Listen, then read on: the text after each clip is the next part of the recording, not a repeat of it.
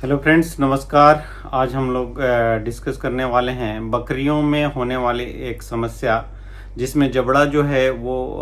फूल जाता है, या उसका कह लीजिए कि चेहरा जो है वो बड़ा मोटा सा हो जाता है, उसकी हड्डियां मोटी हो जाती हैं, जिसे बिग हेड डिजीज कहा जाता है।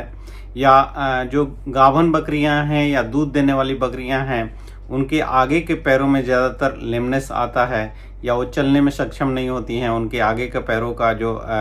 बनावट है वो बदल जाती है, या वो अपने घुटने पे चलने लग जाती है। तो डिटेल में इस बात की हम लोग चर्चा करेंगे कि आखिर ये होता क्यों है और इसका किस तरह से ट्रीटमेंट अप्रोच लेंगे, ताकि आप इस तरह की समस्याएं अगर बकरी पालन में पाते हैं या बकरियों के प्रैक्टिस में आप पाते हैं तो उसका सॉल्यूशन ढूंढ सकें सही से सही। तो सबसे पहले मैं आप लोगों को बता दूं कि ये जो प्रॉब्लम है ये कैल्शियम का प्रॉब्लम है। खास करके जो ग्रोइंग बकरियां होती हैं, जो बकरे होते हैं, जब वो ग्रोथ हो रहा होता है उस समय अगर आप कैल्शियम और फास्फोरस का जो रेशियो है, मतलब कि ऐसा डाइट दे रहे हैं, ऐसा फीड दे रहे हैं जिसमें कि कैल्शियम कम है और फास्फोरस ज़्यादा है, तो फिर वहाँ पे ये समस्या देखने को मिलती है, जिसमें उसका जो जबड़ा है वो सूजता जाता है और उसकी हड्डियाँ मोटी होती जाती हैं, फिर मुंह खुला रहता है और बकरा जो है मुंह चला नहीं पाता है। तो जो ग्रोथ में बकरे रहते हैं उनमें अगर आप हाई फॉस्फेट डाइट खास करके गेहूं या जौ खिलाते हैं, या आप उसको ज़्यादा मात्रा में राइस ब्रान देते हैं जिसमें फास्फोरस ज़्यादा रहता है, कैल्शियम कम रहता है। देखा जाए तो 2:1 के रेशियो में कैल्शियम फास्फोरस का डाइट में या फीड में रेशियो होना चाहिए, यानी कि 2 पार्ट कैल्शियम होना चाहिए तो 1 पार्ट आप उसमें फास्फोरस रखें। लेकिन जो जौ या गेहूं के छिलके होते हैं इनमें फास्फोरस बहुत ज़्यादा होता है और उसमें कैल्शियम कम होता है। तो जब कैल्शियम और फास्फोरस का मिसबैलेंस होता है तो एक हार्मोन है जो इसे पैराथायरॉयड हार्मोन कहते हैं, उसकी एक्टिविटी बदल जाती है और अल्टीमेटली एक तरह से आप कह लीजिए जो हार्ड बोन है उसके अंदर सॉफ्ट टिश्यू डिपॉजिट होने लग जाता है। सॉफ्ट टिश्यू जब डिपॉजिट होगा तो जो बोन है वो सूजने लगता है, हार्ड ही होगा, उसमें सूजन जो होगी ऐसे लगेगा जैसे बोन हड्डियां बढ़ रही हैं। और खास करके ये जबड़े की हड्डियां जो यहाँ की हड्डी होती है, जैसे मैंडिबल कहते हैं या मैक्सिला कहते हैं, ये इनमें सबसे पहले उसमें ग्रोथ आपको देखने को मिलता है और अल्टीमेटली जो बकरा है वो अपना मुंह खोलने में सक्षम नहीं होता है, चारा भी चबा नहीं पाता है। फिर परेशानी होती है आखिर ये हो क्यों रहा है। तो आपको वहाँ ध्यान देना चाहिए कि उसमें जो डाइट है उसमें अगर आप जौ या गेहूँ ज़्यादा खिला रहे हैं तो उसको आपको कम करना होगा और कैल्शियम सप्लीमेंट करना होगा जिसमें कि कैल्शियम ज़्यादा हो, फास्फोरस कम हो। तो आगे हम लोग ट्रीटमेंट में देखेंगे कि किस तरह से ट्रीटमेंट अप्रोच लेना है।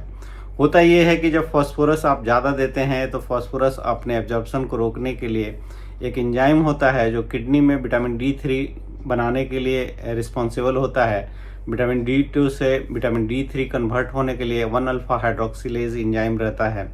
वो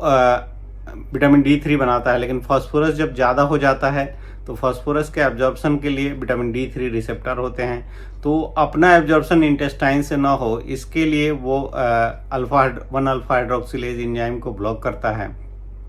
जिसके चलते विटामिन D3 नहीं बनता है। तो जब विटामिन D3 नहीं बनेगा तो कैल्शियम का भी साथ में एब्जॉर्प्शन नहीं होता है और हड्डियों से फिर कैल्शियम निकलना शुरू हो जाता है। जब कैल्शियम लो रहेगा तो पैराथायरॉयड हार्मोन जो है वो ज़्यादा सिक्रीट होता है और वो फिर हड्डियों से कैल्शियम को निकालता है। तो जब कैल्शियम हड्डियों से निकलती हैं तो वहाँ पे फिर सॉफ्ट टिश्यू का डिपोजिशन होने लगता है और फिर आप देखते हैं कि जबड़ा जो है वो सूजता जा रहा है, वो मोटा होता जा रहा है, या उसका मुंह खुलना बंद हो गया है। अब आप लोगों को लग रहा होगा कि आखिर जबड़े की ही सूजन क्यों आती है,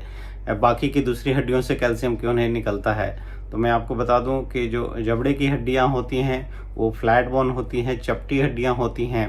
और वैसी हड्डियां जिनका वियर एंड टियर या टर्नओवर ज़्यादा होता है, जिसे हम लोग कहते हैं कि बार बार रिपेयर ज़्यादा होती हैं, उन हड्डियों में सबसे पहले सॉफ्ट टिश्यू का डिपोजिशन होता है। इसलिए हम लोग देखते हैं कि जो चेहरे की हड्डी है, जो जिसका वियर एंड टियर ज़्यादा है, यानी मैक्सिला जो है या मैंडिबल है, उसमें सबसे पहले डिपोजिशन सॉफ्ट टिश्यू का होने लगता है और वो फिर चेहरा जो है वो बड़ा होने लगता है और जिसको हम लोग बिग हेड भी कहा जाता है। खास करके ये जो बीमारी है ये घोड़ों की बीमारी है, लेकिन इस बकरी को आप देख सकते हैं कि इसका जो चेहरा है बिल्कुल सूज गया है और वो छूने पे आपको हार्ड लगता है, छूने पे आपको उसको पेन नहीं होता है, उसको दर्द नहीं होता है, लेकिन वो मुंह पूरी तरह से बंद नहीं कर पाता है, चला नहीं पाता है और उसको चारा खाने में फिर समस्या आती है और अल्टीमेटली फिर उसका ग्रोथ जो है वो रुक जाता है। दूसरा एक जो कंडीशन है जिसे हम लोग मिल्क लेमनेस कहते हैं, जो बकरियां दूध ज़्यादा देती हैं उनमें कैल्शियम जो है दूध में निकलता है बहुत ज़्यादा मात्रा में, और ख़ास करके अगर दूध भी दे रही हो या गाभन हो, दोनों ही समय में बच्चे के ग्रोथ के लिए भी कैल्शियम की रिक्वायरमेंट होती है। और उस समय में अगर आप हाई फॉस्फेट डाइट देते हैं तो फिर समस्या आती है कि उसके सॉफ्ट टिश्यू, यहाँ पे दोनों में डिफरेंस ये है कि जो हम लोग ऑब्जर्व करते हैं कि जो बिग हेड डिजीज है जिसमें चेहरा बड़ा होता है वो ग्रोइंग बकरों में होता है, जबकि लैक्टेटिंग अगर बकरी है या प्रेग्नेंट बकरी है एडवांस स्टेज की, उसमें अगर आपको देखने को मिलता है कि वो घुटने पे चल रही है या आगे के पैरों को रख नहीं पा रही है, तो वो इंडिकेट करता है कि उसमें मिल्क लेमनेस है, यानी कि उसकी पैरों की जो हड्डियां हैं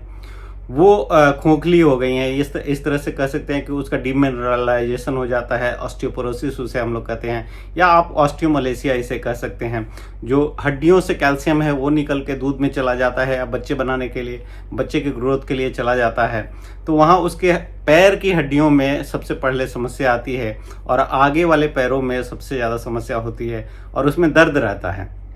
तो जब दर्द रहेगा तो बकरी जो है वो पैर ज़मीन पे नहीं रखना चाहेगी और या तो अपने घुटने पे वो टेक लेगी क्योंकि उसको दर्द होता है, पूरी तरह से खड़ी रहती है, तो या अपने पैर को क्रॉस करके भी खड़ी हो सकती है, तो इसे हम लोग मिल्क लेमनेस कहते हैं। तो ये दोनों ही कंडीशन कैल्शियम की कमी और फास्फोरस के एक्सेस से हो सकता है। तो इनका ट्रीटमेंट लगभग आपको एक सा ही करना है। जो ट्रीटमेंट अप्रोच है, अगर आप ट्रीट करना चाहते हैं तो इसके लिए सबसे पहले आप, जैसे मैं बता रहा था कि विटामिन D3 का सिंथेसिस ही नहीं होता है, तो सप्लीमेंट में यानी कि इंजेक्शन के रूप में आप विटामिन D3 को लेंगे। बकरियों में आप 3 लाख विटामिन D3 को ले सकते हैं और 3 लाख यूनिट को आप 7 से 15 दिन पर रिपीट कर सकते हैं, डिपेंडिंग अपॉन कि उसका कंडीशन क्या है। विटामिन D3 के साथ साथ आपको कैल्शियम सप्लीमेंटेशन इंजेक्टेबल फॉर्म में भी करना होता है। मार्केट में कई प्रिपरेशन अवेलेबल हैं जिनमें विटामिन B12 के साथ कैल्शियम लेबोलेट आता है जो इंट्रामस्कुलर रूप में होता है। आईवी यहाँ कैल्शियम आपको नहीं देना है, इंट्रामस्कुलर वाले जो कैल्शियम लेबोलेट के साथ आता है उसका इस्तेमाल करें। आप एक दिन छोड़ करके लगभग 5 शॉट 2 से 3 ml बड़ी बकरियों के लिए जो मार्केट में अवेलेबल हैं उन कैल्शियम का यहाँ पे इंजेक्टेबल फॉर्म में 10 दिन तक इस्तेमाल करेंगे, यानी कि 5 शॉट आप इंजेक्टेबल कैल्शियम लगाइए। ओरल में अगर ग्रोइंग बकरा है तो बकरे में जो ह्यूमन के लिए कैल्शियम की टैबलेट्स आती हैं उसका आप इस्तेमाल करें, 1 टैबलेट डेली खिलाइए, लगभग 1 महीना लगेगा और फिर वो धीरे धीरे, ये जो प्रोसेस है रिवर्सिबल है, यानी कि सॉफ्ट टिश्यू जो जबड़े में सूजन आई है वो धीरे धीरे कम होता है और जबड़ा जो है अपने नॉर्मल शेप में आ जाता है। तो इस तरह से अगर आप ट्रीटमेंट अप्रोच लेंगे तो आपका केस जो है वो सॉल्व हो जाएगा। अगर मिल्क लेमनेस का केस है तो वहाँ पे जो कैल्शियम सिरप आते हैं कैटल के लिए, बफलो के लिए या शीप एंड गोट के लिए, उसका आप ओरल सिरप भी दे सकते हैं। ऐसा सिरप लीजिए जिसमें एनर्जी भी है, अगर प्रेग्नेंट है तो, क्योंकि प्रेग्नेंट है तो वहाँ पे बच्चे के लिए एनर्जी की भी रिक्वायरमेंट होती है। तो कैल्शियम के साथ अगर आप एनर्जी वाला सप्लीमेंट लेते हैं जो कि आजकल मार्केट में बहुत सारी कंपनियां बनाती हैं, तो उससे उसको दोनों ही फ़ायदा होगा, एक तो कैल्शियम भी मिलेगा साथ ही साथ एनर्जी मिलेगा। जो मैंने इंजेक्टेबल कहा उस कैल्शियम को शुरुआत में आप यूज कीजिए। B12 आप चाहें या आप कह लीजिए कि B कॉम्प्लेक्स कुछ दिन तक न्यूरोटॉनिक के रूप में दे सकते हैं, या उसमें पेन ज़्यादा है तो 3 से 5 दिन तक आप पेन किलर का इस्तेमाल करेंगे तो फिर आपका वो जो केस होगा वो मैनेज हो जाएगा। तो मुझे लगता है कि इस वीडियो से आप लोग मिल्क लेमनेस बकरियों में या ऑस्टियोडिस्ट्रोफिया फाइब्रोसा जिसे कहते हैं, बिग हेड डिजीज कहते हैं बकरों में, उसको सही से पहचानेंगे। और जो डोज है वो इंडिविजुअल वेरिएशन होता है, एनिमल की क्रॉनिसिटी क्या है, डिजीज कितने दिन से प्रॉब्लम में है, कितने कैल्शियम की रिक्वायरमेंट है, उस तरह से एडजस्ट किया जाता है। तो इंडिविजुअल वेरिएशन आएगा आपको।